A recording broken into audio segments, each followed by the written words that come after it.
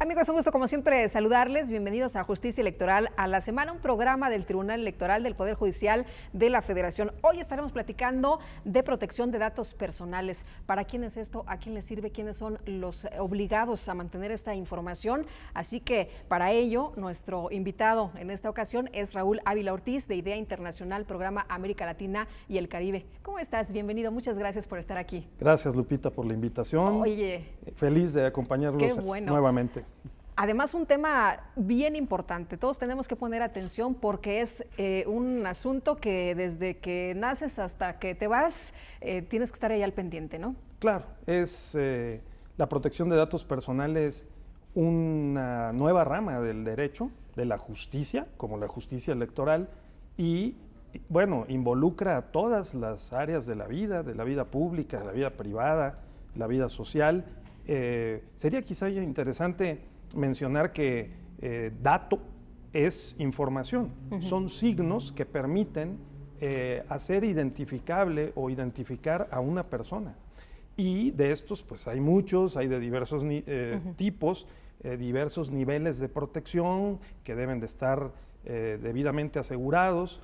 Y bueno, con la revolución informática y la revolución del genoma, o sea, computadoras y todo lo que tiene que ver con el desarrollo de la medicina contemporánea, estamos ante nuevos retos en términos de la protección de la privacidad y de la intimidad de las personas. Ahora, ¿a quién le sirve esto de que te protejan tus datos? ¿A quiénes les sirve? ¿Y de qué datos se trata? Porque pues a lo mejor nada más pensamos en nuestro nombre, en nuestra dirección, a lo mejor, no sé, alguna situación que nos interese, que nadie más sepa, la cuestión médica, pero platícanos, por favor. Claro, bueno, desde antes de nacer, diría yo, se otorgan datos, por ejemplo, al médico o a las clínicas, a los hospitales, sobre el feto o el producto de la concepción, el futuro ser humano, pues porque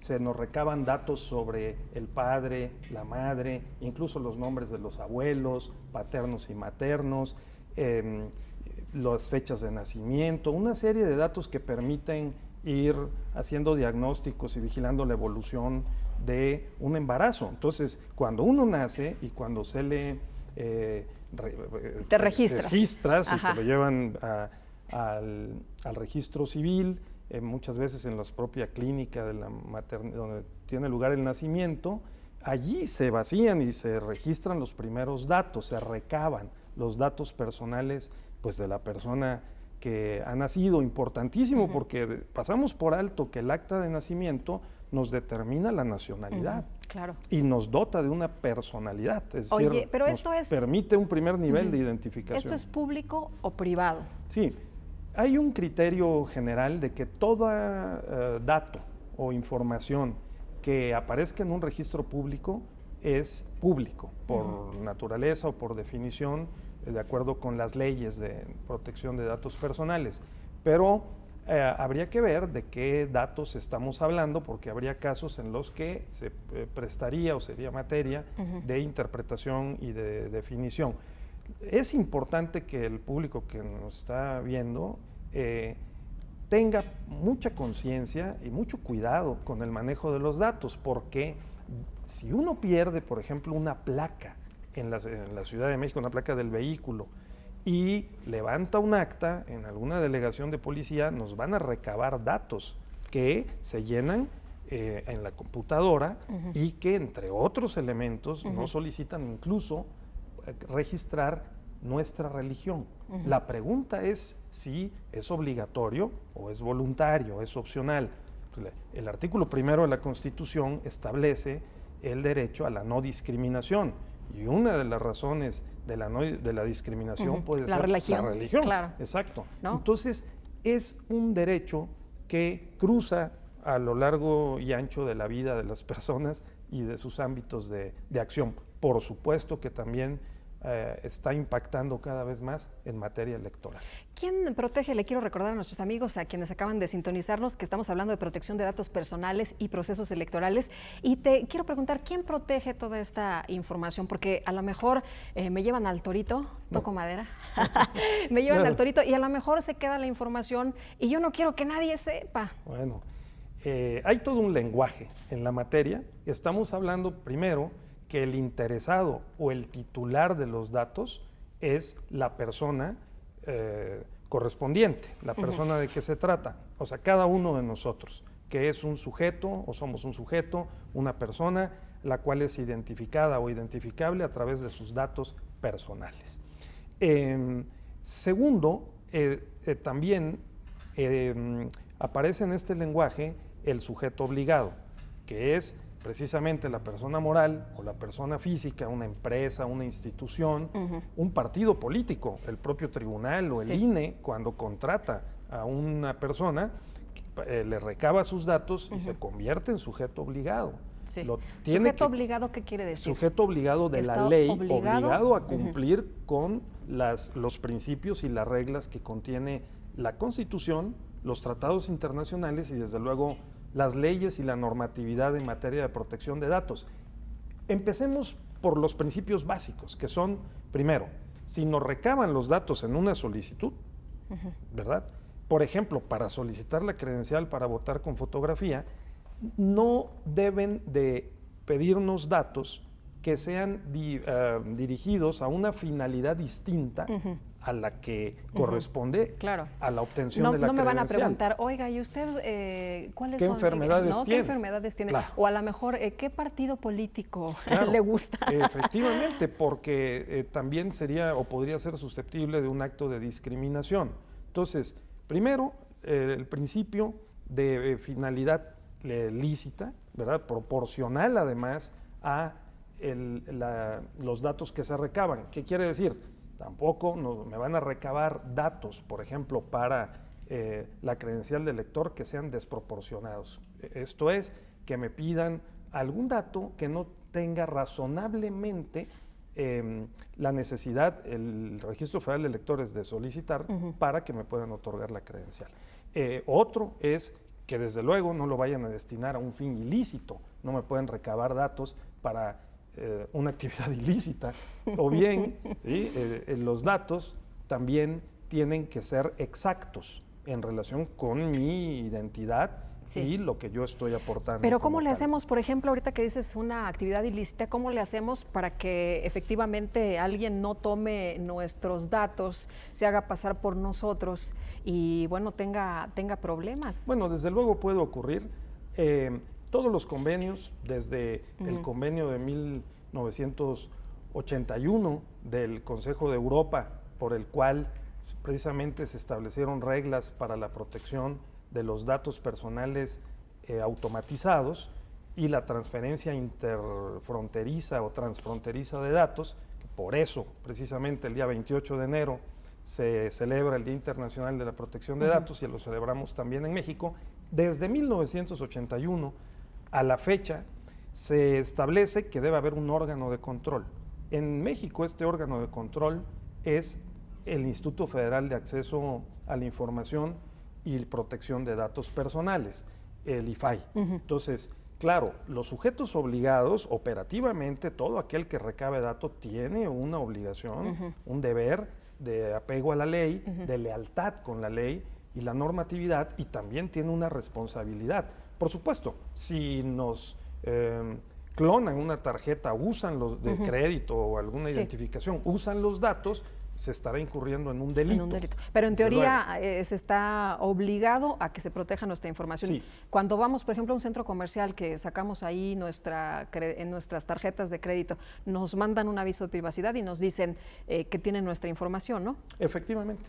Aparece el aviso de privacidad en el propio formato, en letra generalmente muy pequeña, que hay que leer con cuidado, porque hay empresas que, bueno, tienen su propia interpretación de la proporcionalidad y de los datos que están recabando, o incluso solicitan el consentimiento abiertamente al titular de los datos que llena el formato o la solicitud para que permitan el uso indiscriminado o el uso muy amplio para otros efectos de los datos que estamos colocando en el formato o la solicitud.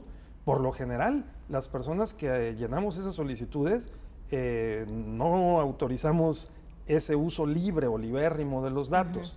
Hay toda una polémica en las redes sociales porque algunas de ellas en años recientes, por ejemplo Google estableció que a partir de cierta fecha pues utilizaría libremente los datos personales de sus usuarios. Entonces, pero ahí está muy claramente definido, ¿no? Sí. Y bueno, ya que tocas el tema, me gustaría preguntarte, el IFAI se crea para promover la transparencia en la información. Ahora lo que estamos viendo es que hay un mandato adicional para el IFAI y que es garantizar la protección de datos personales, y ahorita tenemos una polémica de si el IFAI censura o qué pasa con el derecho a la privacidad.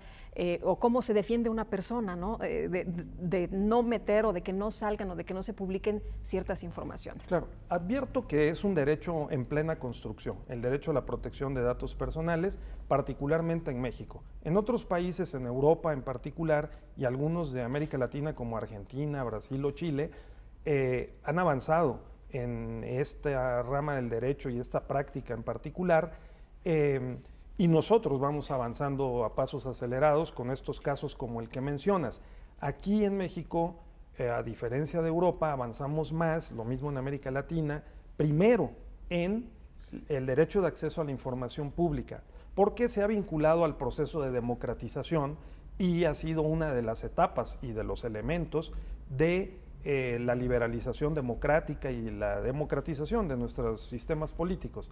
Pero la protección de datos personales, podemos decir que es incluso, robándole una expresión a un buen amigo mío, Alfonso Oñate, la materia prima de la materia electoral, porque los datos en general están formando parte de todos los documentos y de la información que se usa desde la expedición de la credencial para votar con fotografía hasta las sentencias que dicta el Tribunal Electoral del Poder Judicial de la Federación. O sea que los datos personales sí son muy importantes y vuelvo a decir, el IFAI tiene ahora estos dos mandatos ciertamente, el acceso a la información pública, las obligaciones de transparencia y la protección de datos personales, con otra, que los hay en poder o en posesión de particulares. Tenemos toda una ley en la materia, una ley federal, y por el otro lado, la ley de transparencia y acceso a la información gubernamental, en donde están regulados los datos en poder de las instituciones públicas. Complejo y desde luego espera más desarrollos. Pues sí, porque cómo equilibras, ¿no? Claro. ¿Cómo le das la razón a ambas partes? Claro, ¿no? Y mete al IFAI en controversias públicas que son sanas, pero sí complejas, como la que mencionabas, Lupita, porque esta reciente de la semana pasada, en que el IFAI, por unanimidad, estableció además que debían de borrarse las ligas en un caso de una persona que dio apoyos económicos a Marta Sagún. Correcto. Y entonces, bajo el argumento, la justificación del derecho al olvido, porque también una persona tiene derecho a que pasado el tiempo no se le afecte en su imagen o en su fama pública, a través de estas ligas que permanecen ahí en los archivos electrónicos. También, por el contrario, está el argumento de la libertad de expresión, el alcance de esta, y porque desde luego, si se trata de una combinación entre el tema de la afectación de la imagen o de la honra o de la fama pública de una persona y su participación en un proceso electoral, ¿no?, para traerlo al ámbito de las elecciones, sí hay toda una controversia, no solo en México, sino en el extranjero, porque ya hemos sabido de casos en que, bueno, en algún momento en México se prohibió la propaganda negra, es decir, precisamente los señalamientos, ¿no? La difamación. Pero entre eso y, digamos, la propaganda crítica, es decir, el uso libre de la expresión. Es diferente, ¿no? Claro. Porque yo te puedo atacar a ti, pero te puedo inventar algo. Así es. De hecho, en la reforma electoral de 2014 se ha eliminado, por ejemplo, el tema de la de las críticas difamatorias, digamos, a las instituciones.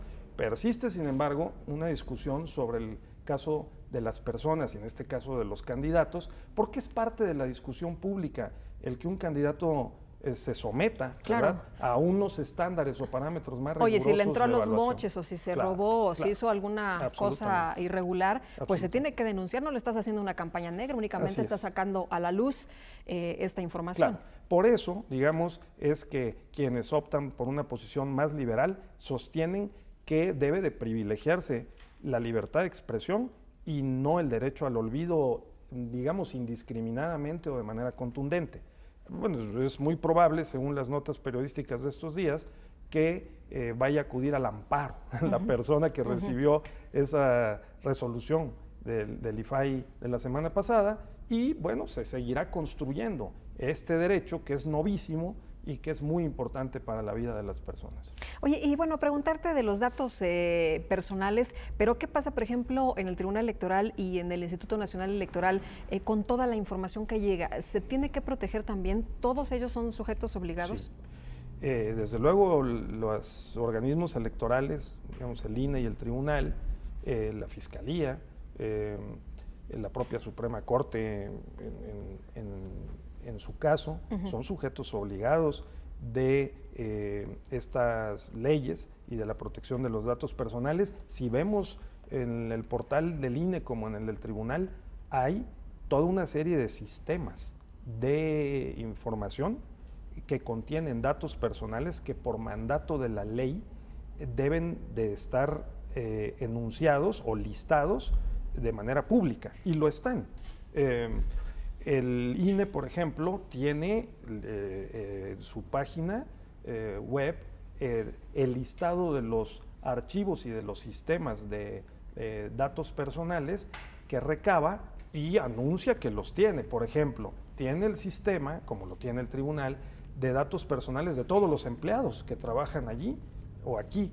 Y entonces esto es muy importante porque se les recaban datos, y además en el expediente, que se vuelve electrónico, se registran documentos como el acta de nacimiento o eventualmente el acta de matrimonio o algún otro documento como el pasaporte, la propia credencial para votar con fotografía, etcétera, que van formando pues lo que en otros países nosotros no usamos tanto este concepto, se denominan ficheros, es decir, toda la información agregada que propiamente constituye un archivo, en este caso electrónico. Imaginemos que se dañe, se pierda o se extraiga, se robe. O se venda. Se venda. Como ya ocurrió, bueno, ¿no? Nos ocurrió, ya ocurrió. Con el padrón, con precisamente. El padrón. ¿No? Que lo vendían en Tepito. Claro. Por eso ahora hay lineamientos después de ese evento que están vigentes en que cualquier persona, digamos los integrantes del Consejo General del INE, los vocales ejecutivos, las propias personas del Registro Federal de Electores, los funcionarios que quieran tener acceso a esos datos, particularmente al padrón, que es diferente a la lista nominal, porque en el padrón están los datos brutos, digamos, todos los datos de quienes solicitan una credencial para votar. ¿Dónde vivimos? Nuestro teléfono. Claro. Le entregaron ahí toda la información a todo mundo, ¿no? Y entonces se ha previsto que los funcionarios que tengan acceso, pues deben de hacer una solicitud para tener acceso, para poder revisar, verificar esos datos. Ahora lo vamos a ver. El mes próximo se va a entregar a los partidos políticos la lista nominal, y esa lista nominal va a ser revisada por los propios partidos y sus representantes en los órganos de vigilancia del Registro Federal de Electores, y bueno, lo tienen que hacer con mucho cuidado, porque esa lista nominal también contiene datos e incluso la fotografía de la persona. Sí. Entonces, tiene un valor económico. Oye, ¿cuál es la obligación, por ejemplo, de los partidos políticos? Sí, los partidos políticos están obligados ¿también? Desde luego, a recabar datos conforme a estos principios de licitud, de finalidad lícita, de proporcionalidad, de cuidar en general que los datos que recaben sean de calidad y que haya integridad en el manejo de los datos. Porque también ha pasado que ellos filtran información, ¿no? Y dan todas las listas. Por eso... Porque una cosa sería que el INE los guarde, pero ¿qué pasa si el INE nos protege y el partido político X o Y pues suelta la información a quien ellos quieran. Por eso mencionaba que los datos personales sí son la materia prima de la información en general y la información electoral, porque, por ejemplo, qué valioso es para un candidato, para un partido, el contar con la información demográfica y personal en la medida de lo posible de los votantes, porque si sabe, por ejemplo, a qué religión pertenecen,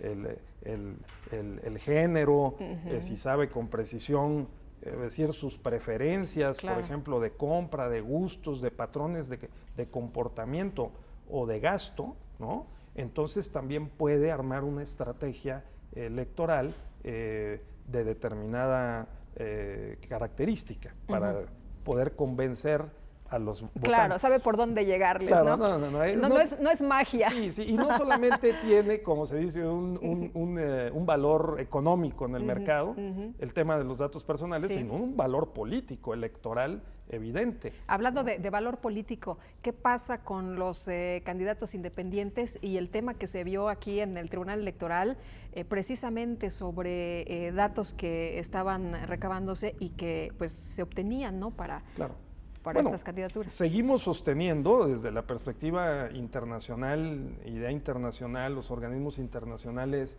que nos dedicamos a las personas que lo representamos a investigar y a comparar los conocimientos en la materia, que tener un doble, un sistema dual o doble de organismos electorales como lo tenemos en México y como cada vez más existen en América Latina, el más reciente República Dominicana, que también ya tiene, digamos, INE y tribunal, o sea, la Junta Electoral Central y el Tribunal Electoral de República Dominicana. En México es virtuoso porque, por ejemplo, en el debate acalorado, intenso, que generalmente tiene lugar en el Consejo General del INE, entre los consejeros y también los representantes del legislativo y de los partidos, pues pueden establecer en algún reglamento, en algún lineamiento o en algún acuerdo determinada regla que sea desproporcionada o injustificable constitucionalmente en términos de lo que la Constitución y los convenios internacionales establecen, por ejemplo, en materia de protección de datos personales,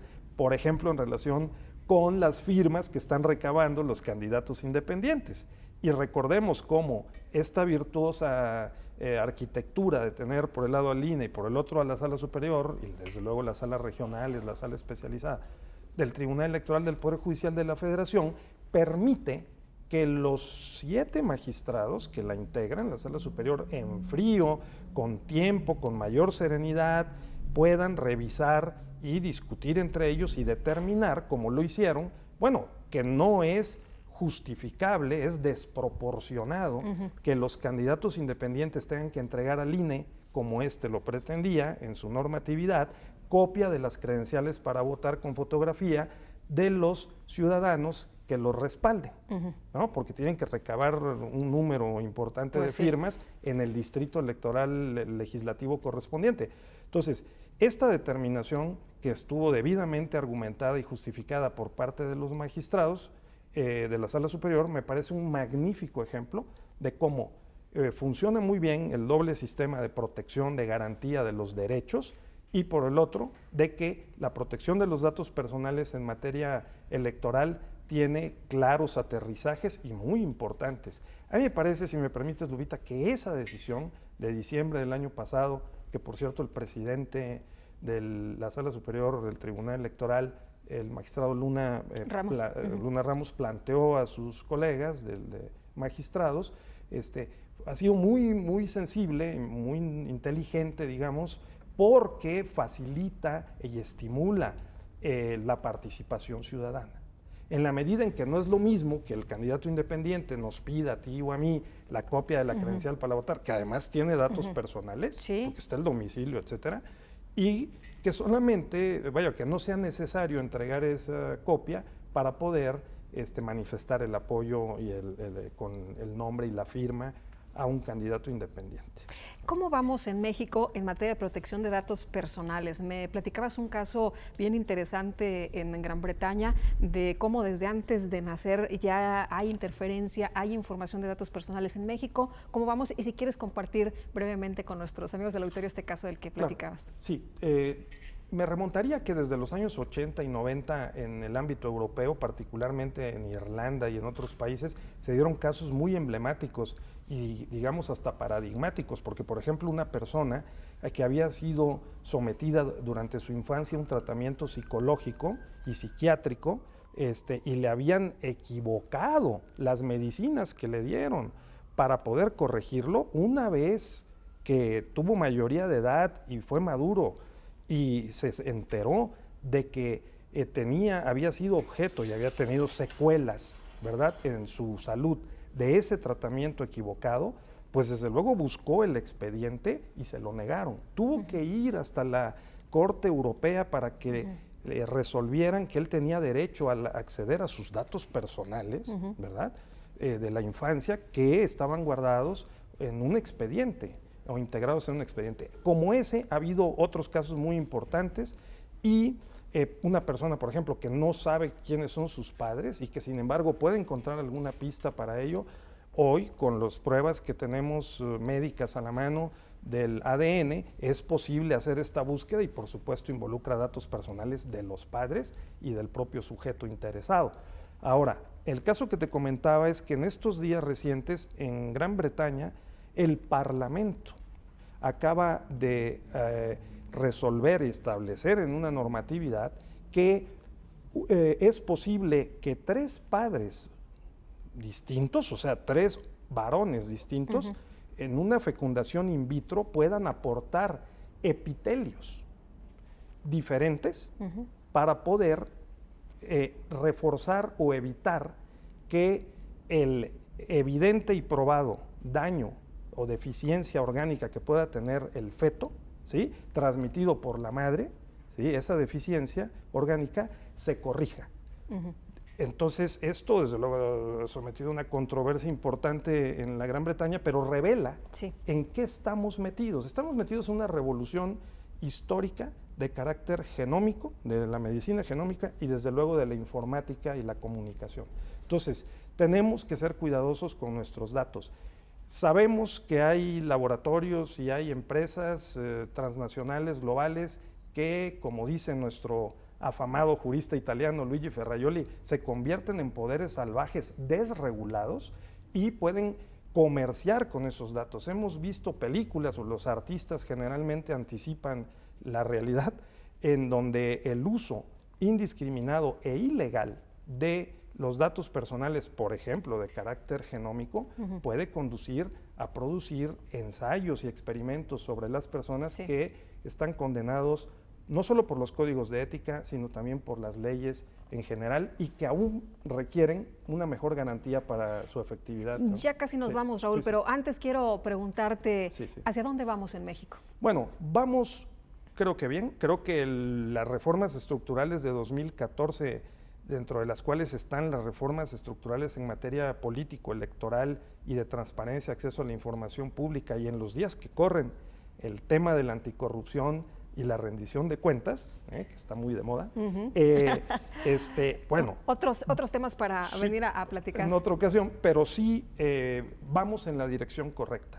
Raúl, un gusto platicar contigo. Al contrario, muchísimas gracias. Como siempre, y un saludo a mis ex compañeros del tribunal. Muchas siempre gracias. Con mucho aprecio. Qué amable, Raúl. Gracias. Y muchas gracias también a usted por habernos acompañado aquí en Justicia Electoral a la Semana. En nombre de todo este equipo de producción del Tribunal Electoral, le agradezco el favor de su atención. Le deseo que tenga una muy buena jornada, que la pase usted muy bien.